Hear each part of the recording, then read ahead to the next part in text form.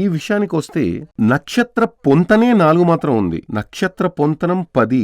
ఆ నక్షత్ర పొంతనంలో 10కి 10 పొంతన ఉన్నప్పటికీ జాతకం కలవకపోతే పెళ్లి చేయకూడదని శాస్త్రం చెబుతోంది. కాబట్టి నక్షత్ర పొంతనం కంటే కూడా ముఖ్యమైనది జాతక పొంతనం అని అర్థం. నేను మొదట్లో ఈ 2 జాతకాలు చూసినప్పుడు ఈ రెండిటికి పొంతనే లేదని నేను చెప్పాను. దానికి ముఖ్యమైన కారణం సాధారణంగా నా విషయంలో నేను నక్షత్రం పొంతనం పండించుకోను. ముఖ్యంగా జాతకం చూస్తాను.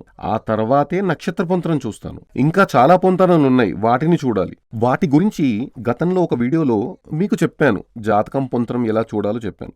దానికి సంబంధించిన మనం ముఖ్యంగా తెలుసుకోవాల్సిన విషయం ఏంటంటే, చాలా వీడియోల్లో గతంలో చెప్పిన విషయమే అయినప్పటికీ చెబుతున్నాను. ఇక్కడ కూడా ఆ విషయం ఉంది కాబట్టి.